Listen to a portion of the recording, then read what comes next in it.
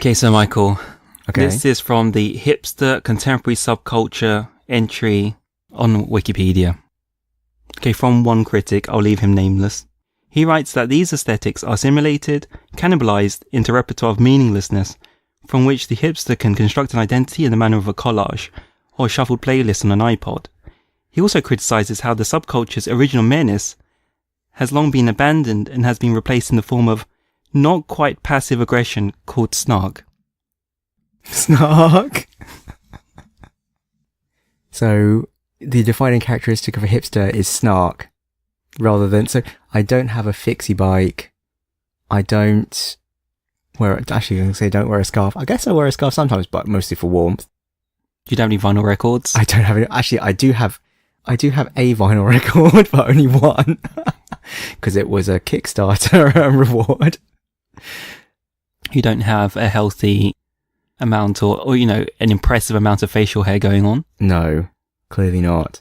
But I do have an impressive amount of snark that I can bring to bear against any and all I'm fortunate enough to fall into my cone of vision. I really want to talk about your Mark 6 obsession, because you've said it's only been a recent thing. We've actually talked about it on the podcast before. Have we? Yeah, we have. I vaguely remember having to look it up and put it in the show notes. But it's still going strong. Yes, so the Mark 6, the Hong Kong lottery. I just buy a ticket whenever it's a mega rollover. Do you like to pick your own numbers? No, I just get a random computer pick. What's been the longest run of games you've played? Only 2 or 3, because I will think about buying a ticket once it passes 60 million Hong Kong dollars. How do you stay abreast of the situation? Do you have an alert that comes in from what The source? Mark 6, usually someone will mention it. Actually, it used to be that people at work would mention, it's like, oh, have you seen the Mark 6 jackpot? It's up to, X tens of millions. In the current workplace? In the current workplace. And that's why you didn't do it before? No. I do it now because I'm trying to escape. Sorry, anyone I work with who may be listening. Yeah, I'm trying to escape the dull corporate life. I'm hoping for a big win so I can follow my dreams of spreading snark unfettered. Full-time? Full-time. I can become a full-time snark dispenser. Well, that's a proper brand you could go for, actually. There's a book, the website, the blog, the podcast. It's a new way of life. Snark the podcast. The snark way of life. So I like this. Yeah, fuck. Positive psychology. Positive psychology. That's right. It's like, who did you snark today? Not what are you grateful for? Who did you snark today? It's like, I saw someone buying a hazelnut latte and I smirked. I'm kidding. I didn't do that. That would be cruel. I've never had a hazelnut latte. Are they nice? Yeah, they're okay. No one is safe. It's going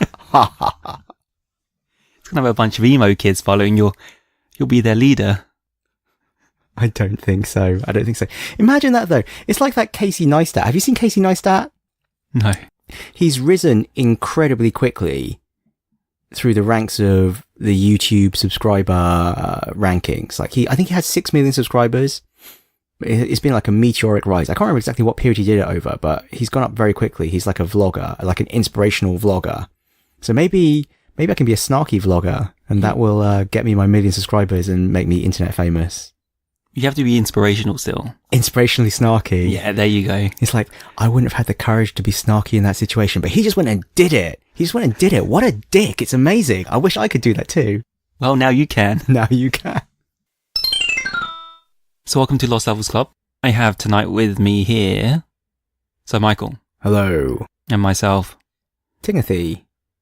And now he'll say it in some old man voice. Timothy. Very good. Okay, and today we are a book club for games, covering EarthBound for the last time. For the last time. Are you going to bless us with a summary? Well, first off, I should say there are obviously spoilers for EarthBound. Spoilers for EarthBound to the end of the game. And in summary, what did we do this time? So we picked up in Stonehenge Base. We took out the Starman DX, shut down the base, rescued our friends. We learned that the book to Overcoming Shyness had been returned to the Onnet Library. We picked it up. We went back to Tender Village. The newly no longer shy tenders opened up the path to the Lost Underworld. We went to the Lumin Hall, which is a 7th Sanctuary location, and it was a giant LED board that read your thoughts. And then passing on from the Lumin Hall, we entered the Lost Underworld itself. We met another tribe of tenders, and they told us about the Fire Spring, which was the final Sanctuary location, after which we got the final melody, we completed the song, we entered a world made of our own memories called Magicant. We unlocked our true potential psychic powers. We could suddenly see the future and just knew we had to go to Saturn Valley. We repaired the phase distorter, whatever the hell that is, with a piece of a meteorite. Went into the cave of the past. Got another improved version of the phase distorter and went into the actual past as robots. Defeated Gygus, and that's the end of the game. All from memory as well. All from memory, there you go. This is where I look at the notes and realise, oh shit, I forgot this whole super section. But no, I think that's correct. That sounded good to me. Well, let's talk about, then, for each of those areas, if there was anything particularly noteworthy. And then, at the end, let's have a summary of how we felt about the game as a whole. Okay. Deal. So, Stonehenge Base. Do you have any fun stories to share from Stonehenge Base? Because I have a story. Yeah, I'll follow on from your story. Number one, it's blocked by a metal eraser, which you need the eraser to erase. And you could go to Stonehenge Base much earlier and see this metal eraser and be unable to do anything about it. So you finally get the eraser now from the lab and get into the base. And I assumed that the metal erasers were going to be like the pencils and there would be more of them in the game. So I just carried around this eraser for the whole game, pretty much. But this metal eraser is the only one in the entire game. So yet more inventory fluff, causing me more problems. Anyway, the main story I have to tell about Stonehenge Base is it is the only place in the game where you can get Pooh's one weapon. So Pooh can't generally equip any items except for this set of King's items, the Sword of Kings, the Bracer of Kings, the Diadem of Kings, and I think the Cloak of Kings. The Sword of Kings is his only weapon, and it is a rare drop from an enemy that is only in Stonehenge Base. And once you beat the boss of Stonehenge Base, the enemies disappear forever, so you get one shot to do this. If you're going to get Pooh's weapon, you have to do it now. I had the misfortune of knowing that this sword existed, and I decided I was going to get it. The chances of it dropping are 1 in 128 from a Starman Super. I went into Stonehenge Base at level 56, and I started killing Starman Supers. 6 hours later, I was level 97. It had not dropped. I don't know how many hundreds of Starman Supers I had killed at this point, but it must have been a lot. There's another item that has a 1 in 128 chance of dropping, which is Brain Food Lunch from regular Starmen. I killed more Starman Supers than I killed regular Starmen, and 3 Brain Food Lunches dropped. Each time at the end of the battle, it would say, the enemy left a present behind, and I'd be like, oh yes, finally, and it would be a Brain Food Lunch, and I'd be like, fuck! So, at level 97, I finally decided to give up, because, again, something that happens later in the game, when you beat Magicant, which we'll get to later, you get a massive boost to all your stats, but only if you're not at max level. So if you're at level 99, you don't get this boost. And I had got to most of the way through level 97, and I was thinking, shit, by the time I get to Magicant, I'm going to hit max level, I'm not going to get this boost. And also the game's going to be all messed up, the balance is going to be completely wrong, because now I'm basically beyond the level you'd expect to be at the end of the game already. So what's the point of this fucking sword anyway? So I actually, not only did I give up, I reloaded an earlier save state from hours earlier when I was only level 70 and carried on from there. Don't do the Sword of Kings, kids. Seriously. Total waste of time. Waste of my life. Don't listen to him. Do the Sword of Kings, kids. Do it. Did you get sword? No. You didn't know it existed? No. Lucky you. Seriously, you're so lucky. But Pooh was useless to me. It's because you just don't know how to use Pooh. Pooh actually wound up being awesome, but again, we'll get to that later. You know how to handle Pooh. I know how to... What are you trying to say, Ting? Anyway... Even grinding from level 56 to level 70, I mean, that's actually a lot more than you would get going through this area just naturally, I think. If you just went from start to finish and fought the enemies you would naturally fight on the way to the boss, I don't think you'd get to anywhere near level 70. So even level 70 was quite overpowered. And I also, after exiting the base and calling my dad, he was like, oh, I just posited $222,000 in your bank account. And that was just a level 70 save. I should actually go back and see what I would have got at level 97, because it must be a lot of money. A lot of money. The other interesting thing that happens is level 70, you actually get life up Omega. So I finally have a group heal. And it just immediately makes it worth using Nez for healing, because life up Omega is 24 PP. If you think about it, casting life up Alpha on each of your party members is going to cost you 20 PP, because that's 4 times 5. One life up Alpha will heal you about 100 health points. One casting of life up Omega will heal everyone in your party for 300 or 400 health points. So it's just way better. So from this point on, Nez is either smashing or just group healing. No Stonehenge Base stories? No. We can move on. We don't know, Okay. Loads more locations to come. Okay, so Tender Village with the no longer shy tenders. And there's a Horn of Life quest.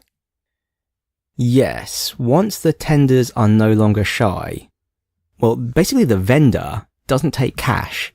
He wants Horns of Life instead.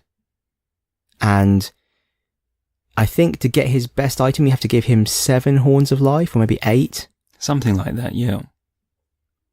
I don't know if they did it just to be extra annoying, because at this point in the game, you've got a lot of money, so buying 7 Horns of Life is not a big deal, but making room in your inventory for 7 Horns of Life, now that's a big deal.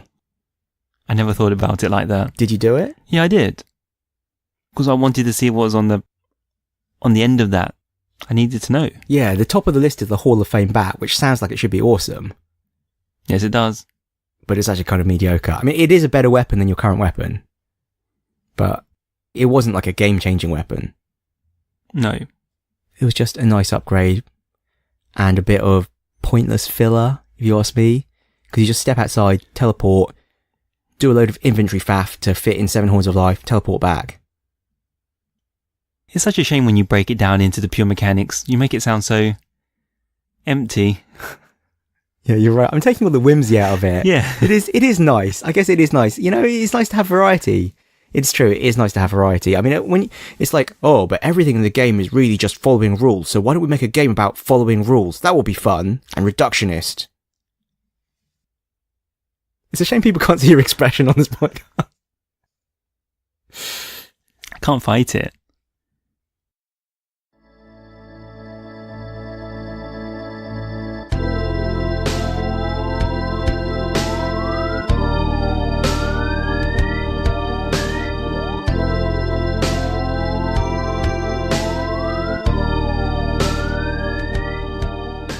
Did you take a tea break? I did take a tea break. Of course I took a tea break. I wasn't about to say no to a cup of tea. I was going to check my phone. How do you feel about the tea break? I think it would have worked back in the 90s, but nowadays I just don't have the time. I can't remember at all what was said in the tea break. I remember it played the same music as the coffee break earlier on. It did make me think, oh, the Tenders and the Saturns, they're just kind of more the same thing, but the Tenders are a more boring version. And yeah, you're right. I think I just zoned out. I don't think I fast forwarded through the tea break because that would be rude, but I think I did probably just check my phone and look up every now and then to read the text, but it kind of just didn't stick. Just slid right through my brain. Could have said something really important about the Apple of Enlightenment. It could have done, but I don't think it did. I think I would have remembered that. You would have too busy checking your phone.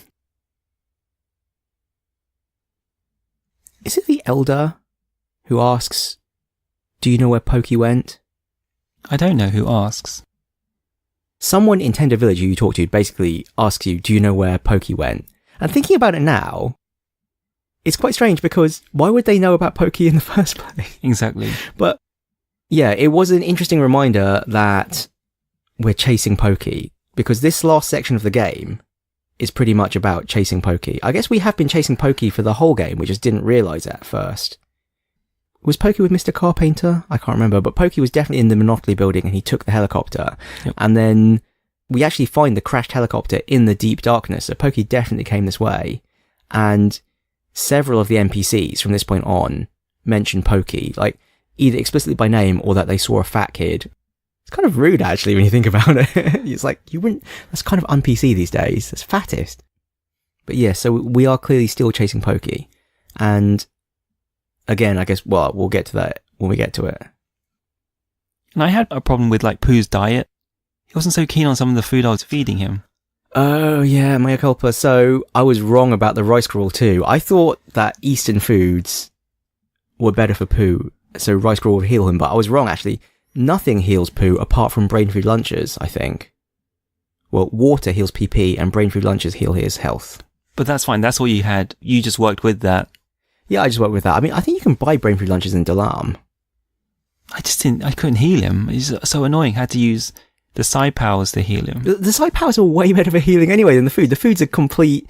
I mean, I had thrown away all my food at this point. I think I'd actually thrown away all my food to make room for the freaking 7 horns of life.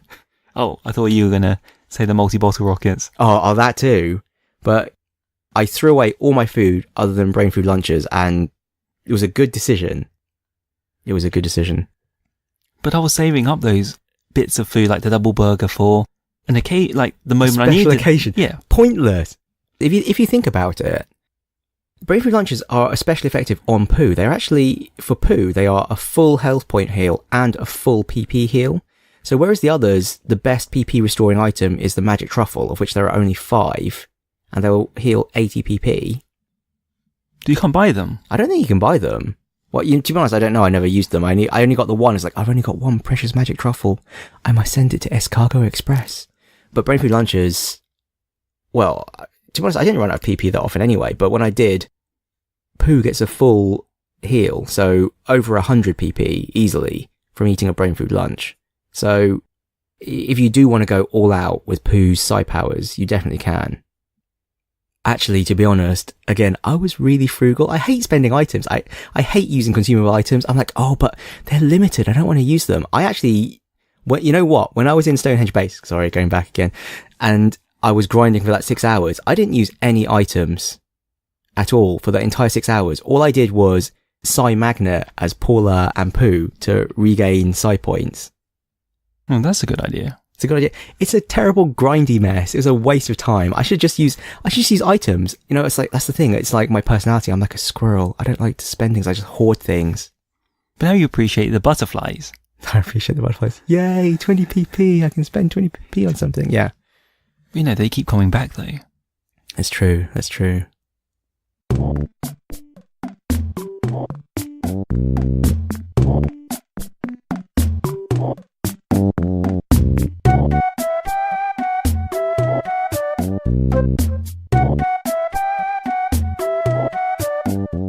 Where do you want to move to next?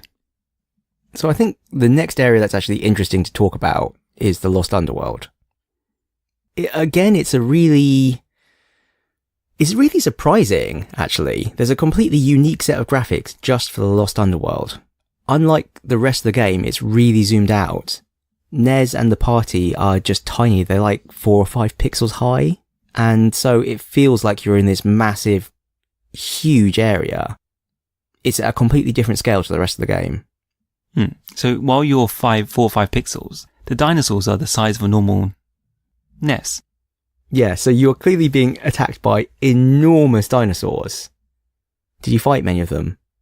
Yeah. I just ran away from all of them. I fought one and I was like, oh, that was a ball ache. And then the next time I saw one, I just walked off screen until it had gone. So I actually managed to get through the whole area only fighting one dinosaur. Sometimes they're just in the way. Yeah, but I was cheesing it. I would just walk off screen. Because the game actually doesn't... Things I learned from my 6 hours of grinding at Stonehenge Base, when you walk off screen, it resets the enemies. So when you walk off screen, it might spawn a different set of enemies next time. So when there are enemies you don't want to fight, just walk to scroll the enemies off screen and walk back again, and there might be none next time. I did that too. Just not with the dinosaurs. I needed the XP as well. Yeah, I did not need the XP. The other interesting thing here then, so I think this is the sort of humour that EarthBound is renowned for. You meet another tribe of tenders here who are not shy, and they've clearly got a very interesting perspective on the world, since you get up to the village and you knock on the door and they're like, what are you doing in our dinosaur cage? But with your greatly zoomed out perspective, you can obviously see that their village is like a tiny encircled ring of houses protected by a fence, but they think the whole outside world is the cage. And it's a matter of perspective, I guess. It certainly is. Like, what's the difference between inside and outside? I remember, okay, this is going to sound kind of weird, but I remember having this profound realization one time while sat on the toilet, and I looked up and I saw like a spider's web in the corner of the room, and I was thinking, does the spider know that it's inside? What's the difference between inside and outside to an animal? I'm not sure where I'm going with this. Sorry. There's so many places you could go with this. I guess I'm trying to say inside and outside like a human concept, maybe. I don't know. Like the safety of being inside. Yeah. You feel like inside is a different thing. Yes. But it's not as powerful as this one. I mean, this is crazy. This is just straight up madness. Yes, I mean, it's the cage outside. The difference between the inside and the outside of the cage is that the inside is smaller, I would say. Yes. So I would say that these tenders are just wrong. But it's cute. Idiots. Deploy snark.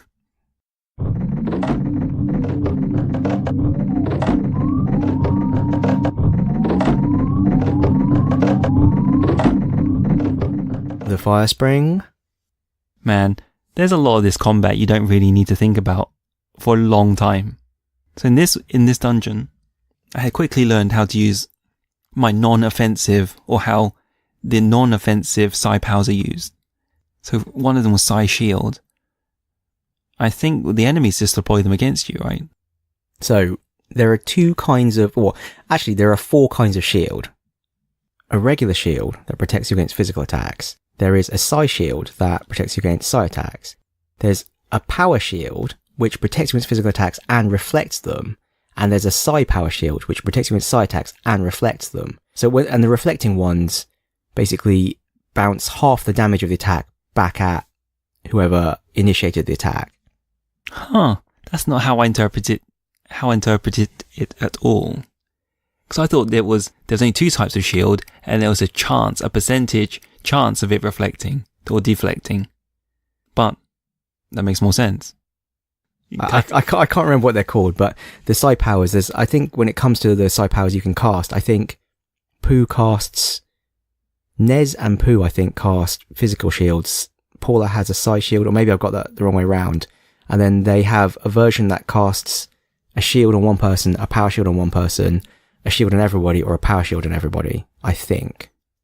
But in any case, the boss of this area is unusual. So it has 2 phases, and the second phase can cast a physical power shield. I'm just trying to think back. If I'd known this, it would have probably made my life a lot easier. Yeah, because this isn't actually the first boss that does this. But I think it's the most surprising, because in the first phase it doesn't do this, it's only in the second. It's quite cute actually, because I think the first phase is called Carbon Dog, and the second phase is called Diamond Dog, which I don't know if that's some David Bowie reference, or a reference to having you crush the Carbon Dog into diamond. So how did you fare against the Diamond Dog? I did okay, but I was always overly worried about these things. See, I was really cocky, because I was like, I'm over-leveled, whatever, multi-bottle rocket in your face. And then unfortunately it was a multi-bottle rocket in my face, because the killing blow with like 2k damage was a multi-bottle rocket, and then he turned into Diamond Dog, immediately power shielded and reflected 900 damage back at Jeff. But miraculously, Jeff survived, because another thing I think we haven't mentioned, but is a critical mechanic of EarthBound, your health does not get taken away from you immediately. There's like a maximum rate of gaining or losing health. So if you gain health, the numbers spin up, and if you lose health, the numbers spin down. And that's happening in real time. So there actually have been quite a few enemies in the game up to this point. I think the first one is some kind of tree in the valley on the way to Carpenter's area. And then even in Stonehenge Base, there's like these atomic fuel robots where when they die, they just do this massive amount of hundreds of damage to everyone in the party. But because the battle ends while your health is still spinning down, you don't actually take the full damage. And as you get higher level and you get more health, it becomes much more feasible to just heal your way through. So even though I took 900 damage and Jeff mortal damage. Well, Jeff definitely does not have 900 hit points. But while it was still spinning down, I just did a life up Omega and everyone was fine. So a lot of the threat in the game, I think, was neutralized at this point. I was just powering through as well. I was just avoiding a lot of fights or just nuking things because I'd wasted 6 hours of the day grinding in Stonehenge Base.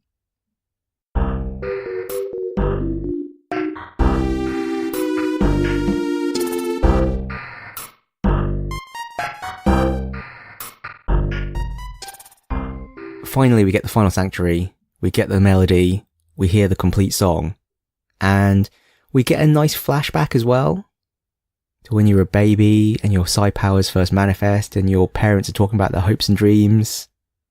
And then Magicant, where it's all strange and you're in your pajamas. Did you know in the Japanese version you're naked? No, I did not. Do you wish you played the Japanese version?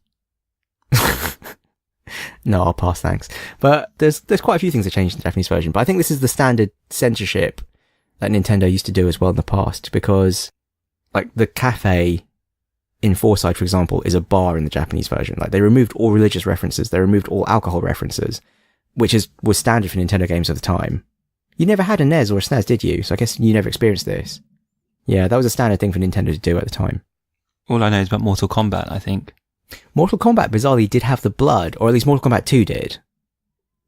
Anyway, there you go, tangent done. Anything of note to say in Magicant? The only thing I wrote down here was, it mentioned my food, my favourite food.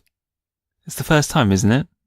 Finally. Did you ever go home to visit your poor, long-suffering mother? No, I talked to her on the phone. If you go back to On It, I think she does actually say, oh, I'll make you some insert favourite food here. Oh, okay. But there is a tiny section of Magicant, which is like your house in miniature. So you can talk to your mum, you can talk to King, and you can talk to your sister. And your sister can still do the Escargot Express stuff of allowing you to access your stash. Does she deliver personally now? You're just talking to her in person. So yeah, she just gives you the item straight away. No delivery man. For free? For free. Should have done that. Yeah, you could have walked, you can walk back to On It and you can do it for free. Well, you're paying PP instead of $18. Which is more valuable to you? Money. What? Because I'm a hoarder. Because you're a hoarder. Trick question, your time is more valuable. Your time is more valuable. What are you, a sharecropper? I'm going to spend the rest of my life not knowing that, or not learning that. The lesson I learned is that your Escargot Express box can fill up. Do you know the capacity? I didn't count. But I tried to, with my standard propensity of being unable to throw away or sell unique items, I had the stupid Hall of Fame bat. And because I knew I'd got it from getting 7 Horns of Life, I didn't want to throw it away or sell it because I couldn't get another one. And I know this is like a mental defect. And so I wanted to keep it in case I ever wanted to use it again. I mean, I'm never going to use it again. So when I see you in 40 years' time, you're going to be the man with the big house, but full of newspapers. You have to climb over newspapers to get to your living room or even get into your house. You joke, but over Christmas, I was back in my family house and I was like looking in my room and I found like a bag of newspapers from university, like the student newspaper that I just never thrown away. I just like collected them all the way through term and never got around to reading them, but just never threw them away either because I thought I might want to read them one day. And they're still there. I didn't throw them away. I have got better. Something I did over Chinese New Year, I just went and threw away a load of receipts. I just found this drawer full of receipts and I was like, oh, a receipt for a hamburger I bought 3 years ago. I guess I can throw it away now. I'm not likely to try and claim a refund on it. Yeah, so I'm getting better. I'm clearly not better yet. So did you keep things like the protractor? Yes. Do you know what it does? No, that's the reason I stored. That's the reason I stored it. I was holding. Do you get given a protractor at some point? I don't even remember. For some reason, there are some items that I got earlier in the game, and I wasn't sure what they did. And because I wasn't sure what they did, and I wasn't sure whether I'd be able to get another one, I just stashed them. So I actually had in my Escargot Express box from the very beginning of the game a protractor, a postcard, some cold medicine, that cookie from the very first time I talked to this Cargo Express guy, and I was like, please have this cookie. So I had to churn my way through my inventory in order to take things out of this Cargo Express, to throw them away, to make room to put new stuff in. Funnily enough, I actually threw away some useful items that I knew I could buy again.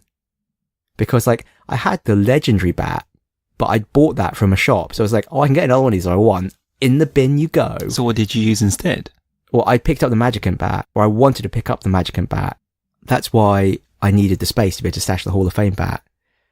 Because you get that in Magicant. It's just in a box on the way. So yeah, I had to go through this whole inventory churn cycle of throwing away stuff. But S-Cargo Express can get full, so it's not limitless.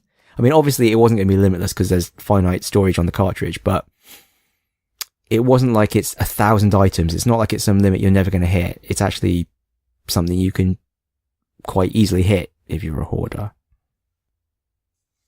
And then what? We become super powerful. We get the massive stat boost. We get double the psi points. We become unstoppable. And then we go to Saturn Valley. Why? I don't know why. It just literally said go to Saturn Valley. What do you feel about this? I'm not surprised. Because? This is how it's been going all along. Yeah, I guess so. I suppose it has just been like, now go here. Huh? Okay. Just don't question it. But obviously this stuff means more to you than it does to me. Because here I just accept it. I don't question it. I don't necessarily think there's a deeper reason for these things. I found that, well, when you get to Saturn Valley, there's this whole kind of sub-quest about repairing the phase distorter, which itself, I didn't really quite get what was going on. Like, the way they talked about it, it sounded like you were meant to know what the phase distorter was, and that they're trying to build a phase distorter 2, and because Pokey's taken phase distorter, the original one, I was quite confused by this whole section. I vaguely remember it being mentioned earlier in the game when you first meet Dr. Antonuts, but they dumped a whole load of stuff on me that it felt like I was supposed to know more about. Because I thought the phase distorter was in the lab in the first place. That may not be the case. Well, maybe it was and I just didn't notice it, but the phase distorter 2 certainly looks like a giant Mr. Saturn. And I don't think the original one did. And maybe it looked a bit like the Skyrunner, the Mark 1. I guess the main thing here is that they send you to Onit, which is now under attack by Gygus. And it's interesting because it's the only time in the game when Gygus is really actually actively acting on the world. The rest of the time he's just kind of by this nebulous menace, making people be evil, sort of. Whereas they actually actively say he's attacking Onit. And when you go back to Onit, everyone's locked in their houses. The only house you can go into is your own, and your mum and sister are like, oh, let's stay quiet and keep the lights off. But it's over very quickly. Or maybe it was over very quickly because I was just powering through and over-leveled. But I got to the Meteor, got the Zexnite from the Meteor, and then that was it. It was over very quickly. It was a strange diversion. I mean, I think it's yet another odd pacing, the game having odd pacing. It makes sense. They have to bring you back to the beginning to bring it to a close. Yeah, that's true. I never thought of it like that. I suppose it is nice to come full circle, all the way back to Meteor. Like, the Meteor finally has a point, yep. I guess. So, yeah, that's true. That is nice.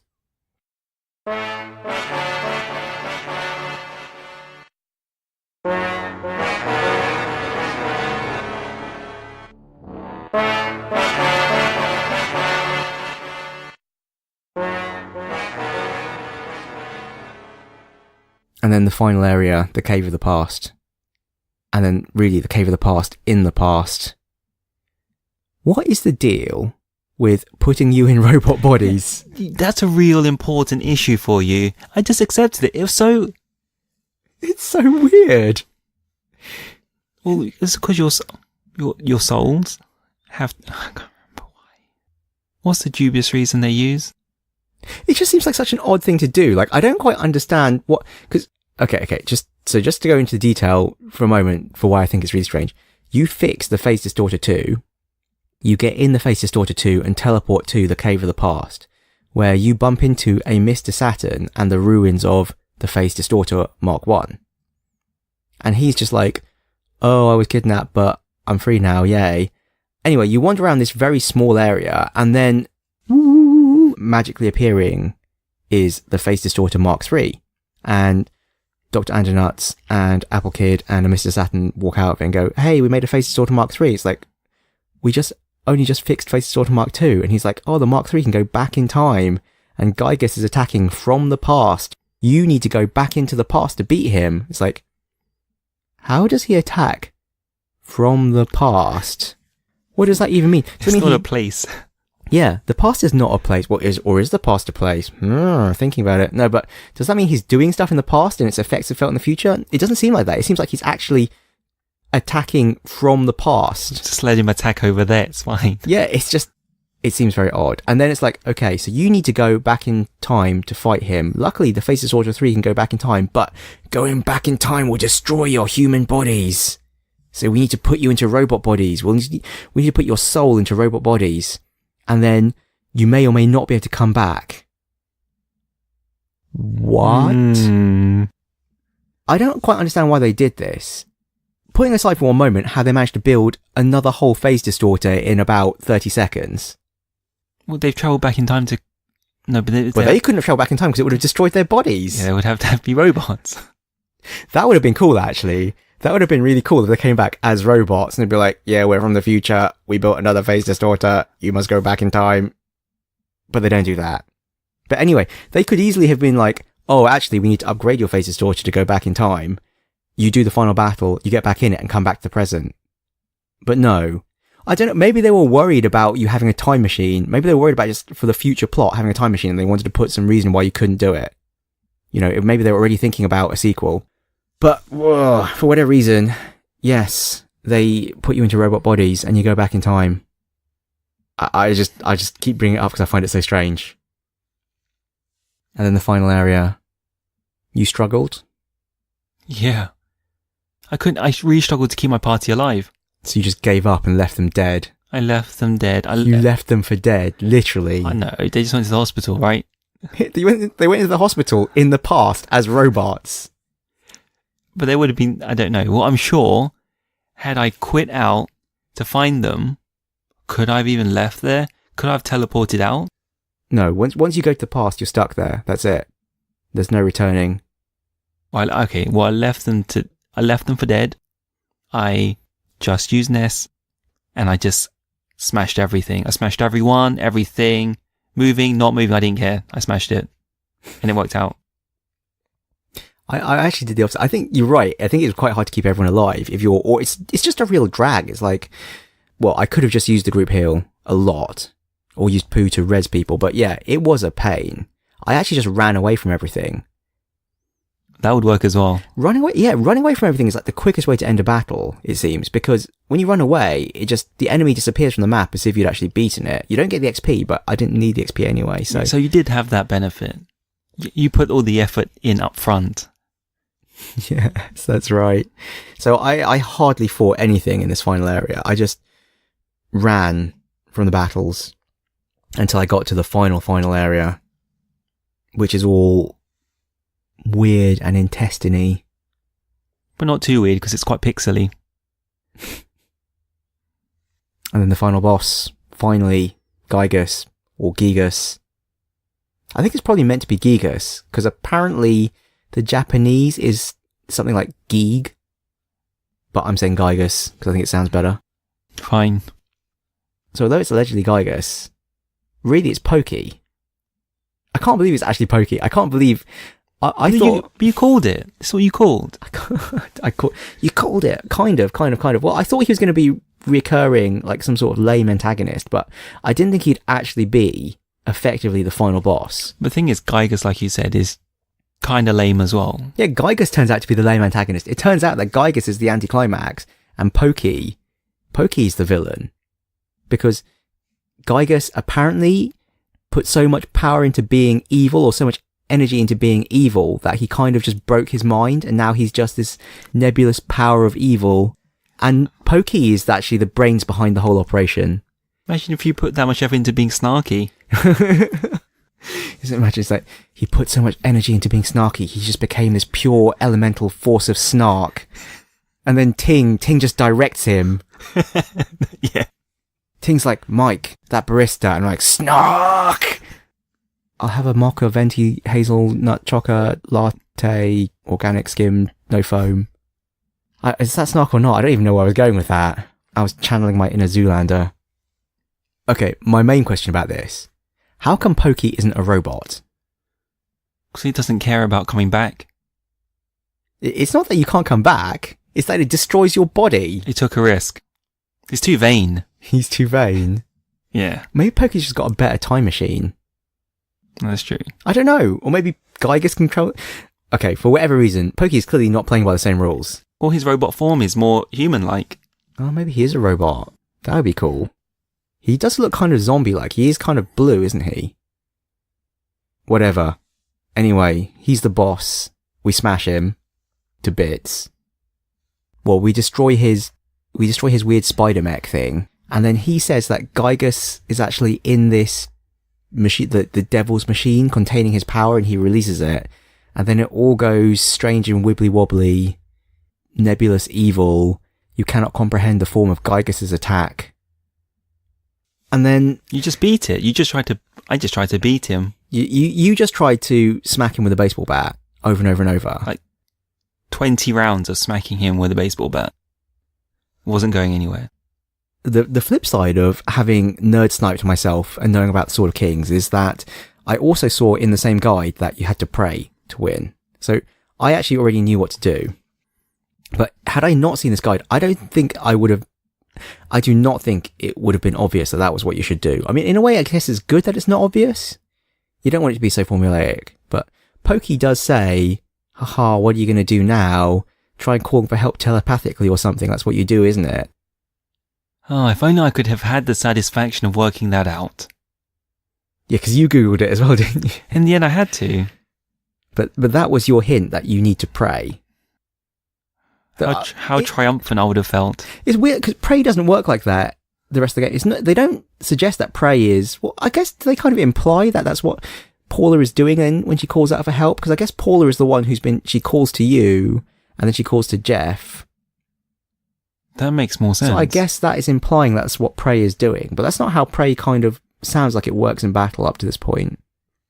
In any case, she calls out to all your friends, the various people you've met throughout the game, and then finally to you the player. So that's what they used your name for. I actually don't know whether it's just the damage that you do by praying that defeats Gygus, or if your other attacks do it as well.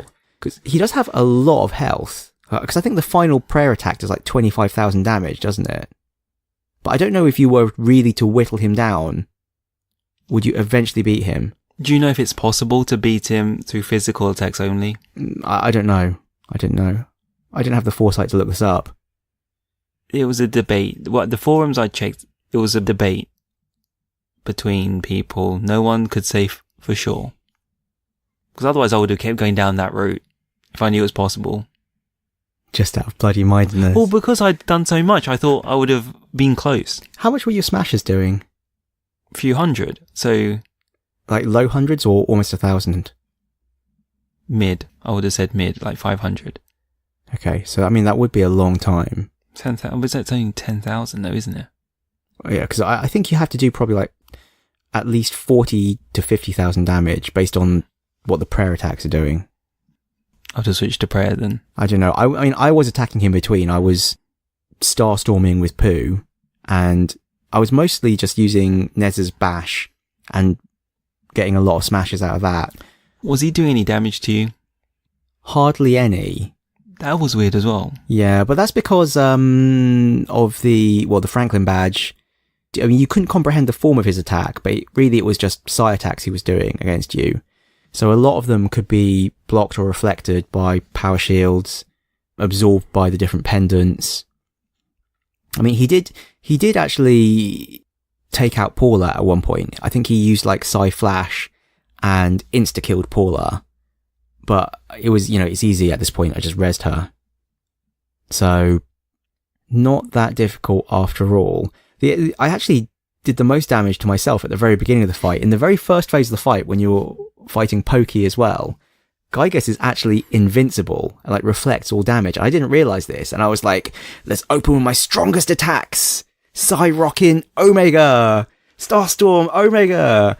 And then obviously reflected hundreds of damage back onto myself and had to Omega heal. But 7 rounds of prayer you need as well.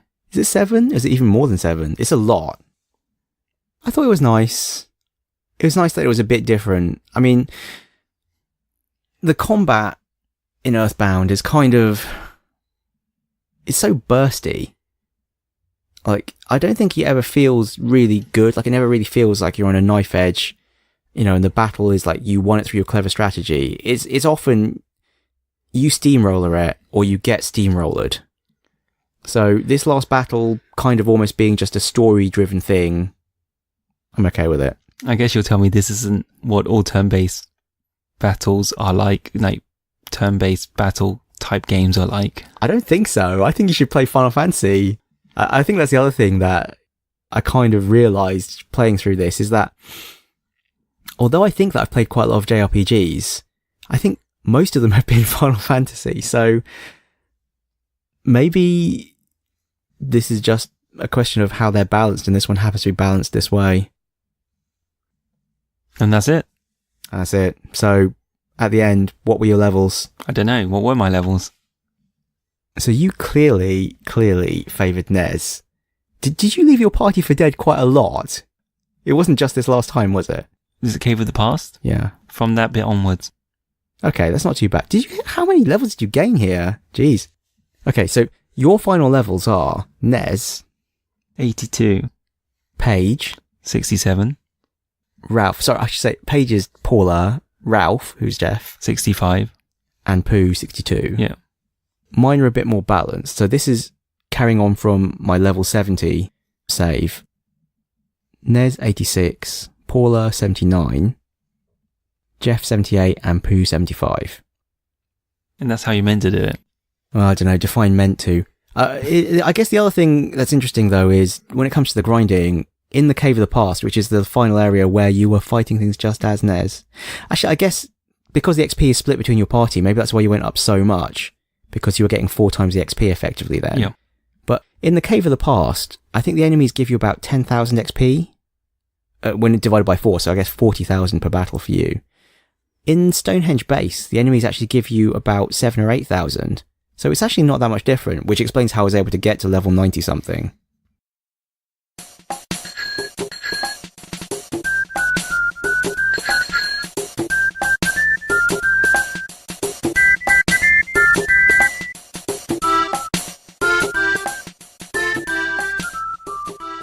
Interestingly, you can still walk around the world after you take out Gygus and Pokey.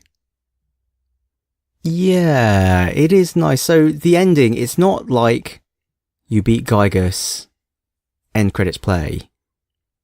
You beat Gygus, your souls return to your human bodies. That's not how physics works, but it's fine.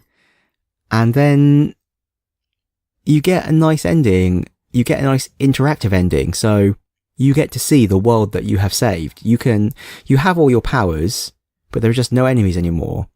So Pooh teleports away using his Psy Farewell ability or whatever, and magically leaves behind some letters from people to you.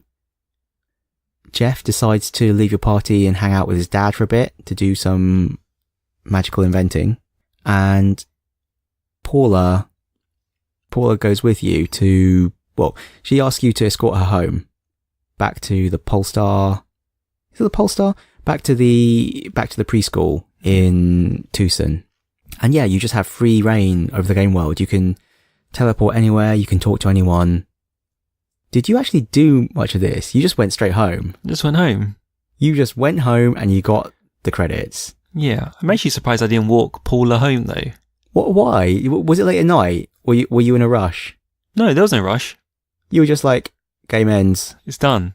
There's no achievement tied to this. You didn't bask in your glory. There was no glory to be basked in it. That's how I read it. So sad. You should have appreciated. You should have gone. They gave a lot of characters unique dialogue for the ending, and bits of the game world changed to reflect it. If you think right back to the very beginning of the game, Frank, like the gangster-y guy, he decides to clean up his life and get a job, and now he works in a burger joint. But I think he's saving up to follow his passion, which is wrestling. What else happens? I went back to On It and I bought the house. So if you remember, I don't think we mentioned it at the time, but in On It, off to the west of On It, there's like a cliff face and there's like a house and there's an estate agent selling the house and it's like $7,500. This house could be yours. Bargain. Well, at the point in the game where you first discover the house, $7,500 is a lot of money. But at the end of the game, considering I've got hundreds of thousands of dollars, I just went up to a cash machine, withdrew $100,000, and he was like, yeah, have some chump change. Here's 7,500. He was like, it's all yours. So he said that the house has beautiful ocean views. There's a reason why it's 7,500. Yeah, so the entire back wall of the house is missing. But it's technically correct. It has a beautiful ocean view. And I picked up another Fuzzy Pickles photograph there as well. What else did I do? I discovered that Pokey's mum is having an affair. So if you go back to Pokey's house, his mum is there and she's as insulting as ever to you. And there's some other guy there called like Mr. Prettyface or something. And she's like, oh, he's so dreamy. He's so smart. It's like, what is this? And if you go to the cafe, which is really a bar in Forside, Pokey's dad is there. And you see, he was like, don't tell my wife I'm here. And he's just drinking heavily. Coffee, though. Well, cappuccinos, but really it's alcohol. Yep. In the Japanese version. What else did I do? I finally rode the bike. Did you ride the bike? No, I bought the bike. And I stored the bike. Yeah, I specially retrieved it from Escargot Express. So, well, actually, I retrieved it from Tracy because I think Escargot Express, when you call them up, they're like, oh, I'm sorry, I've had a baby, I've decided to give the delivery business a rest. So if you actually want to get your items out from Escargot Express, you actually have to go and talk to Tracy in person in On It, but I can teleport, so it's no big deal. So I teleported back there, I retrieved the bike, and you can only ride the bike when you're on your own. So the only times you can do it are either right at the very beginning of the game before you get Paula, or now right at the very end after you've taken Paula home. So I finally rode the bike. And it's not like a teleport. It's not, the bike when you ride it is basically the same speed as walking and it just plays this happy bicycling song. But it's animated, unlike the bus. Yeah, it's animated. And I guess, yeah, that's the other thing, taking Paula home. So you didn't do this. Nope. But you can take Paula to meet your mum, and she's like, oh, you've got a girlfriend, it's so cute. Does she use those words? I think it's pretty much, yeah.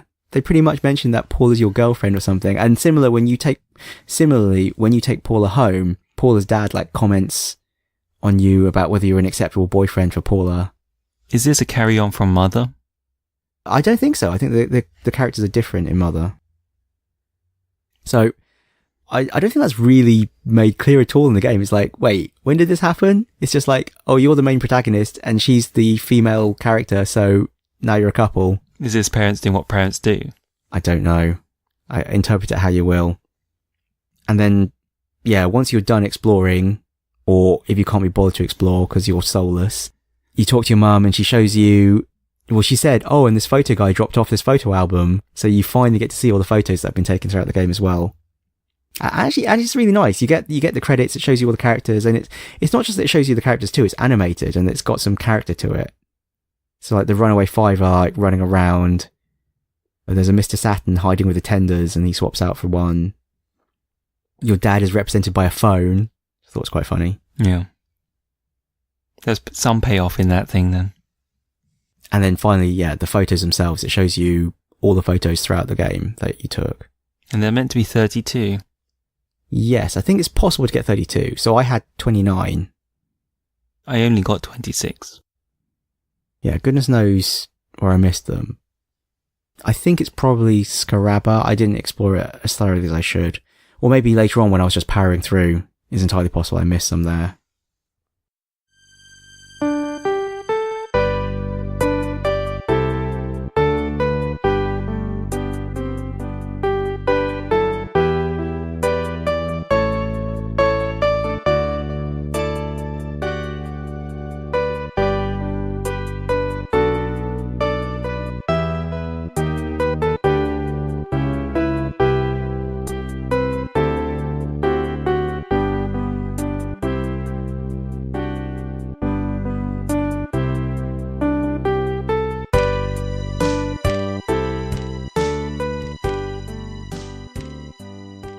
And then a post-credit scene. Oh. What happens? For me, what happened is the receiver phone started ringing and my dad said, "You've been playing an awfully long time. Maybe you should give it a rest." And I was like, what? That actually made me laugh. I had that too. But then you go downstairs and Picky, who's Pokey's brother, runs in and says, "I got this letter. It appeared from Pokey." And he's like, "Hey, chump, catch me if you can," basically. And then it says, "The end?" ? Oh, so closing thoughts.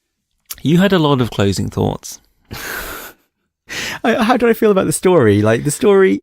So, well, actually, let's taking a step back. EarthBound. It's called EarthBound. It makes it sound like it's the only one. And then, well, really, it was the only one that was released in the West.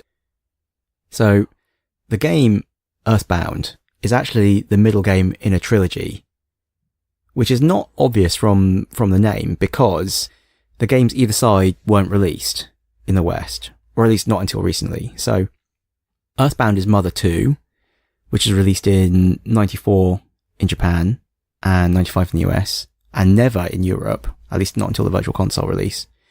Mother, the first one, is 89? Yep. In Japan, and it was actually translated to English, but just never released. And it finally got released on the Virtual Console in 2015. And then Mother 3 actually had quite a fraught development cycle. It was originally an N64 game. In 3D. In 3D. But was eventually released on the Game Boy Advance in 2006. So, what is going on with the story? I mean, it's quite weird. I'm not sure whether it makes more sense if you've actually played the games either side of it. But, in particular, two things that are mentioned in EarthBound. Well, there's the phase distorter, which is how you go back in time or teleport anyway in the first place. I think that probably was mentioned, I just wasn't paying enough attention. The other thing is the Apple of Enlightenment. So they just drop this on you several times. They bring up this Apple of Enlightenment and it has a prophecy that Nez will defeat Gygus. But I have no idea what this Apple of Enlightenment is. They also don't really ever explicitly say who or what Gygus is, other than that he's an alien. And I think I read a plot synopsis of Mother, and that deals much more with Gygus. But it doesn't really make any more sense. If anything, it makes it more ridiculous. It makes the plot seem kind of stupider. So, I don't know. I guess I'm probably overthinking it. I mean, what does the plot really matter? In a way, the plot is like maybe the least important part of this game. I guess this game is famous for the setting and the whimsy and the funny humour. Yeah, that it certainly does have. I guess the other reason this game has kind of come back into the spotlight recently is the massive success of Undertale. And this game is cited as one of the inspirations for Undertale. And you can see quite a lot of parallels between them. There are certain scenes or events or kinds of, things that happen, like emotional, I don't know how to describe it, states, storylines in EarthBound, and you can see how they've how they have inspired similar parallel kind of scenes in Undertale, without going into too much detail, since this isn't a spoilers for Undertale kind of ep. I feel I would have enjoyed Undertale more had I played it. Had you played EarthBound first? Yep, definitely. A lot of it was like, these mechanics are weird. This is weird. For what reason? But now, EarthBound has told me there doesn't need to be a reason. Just enjoy what's in front of you. But Undertale does bind it all together much better than EarthBound does.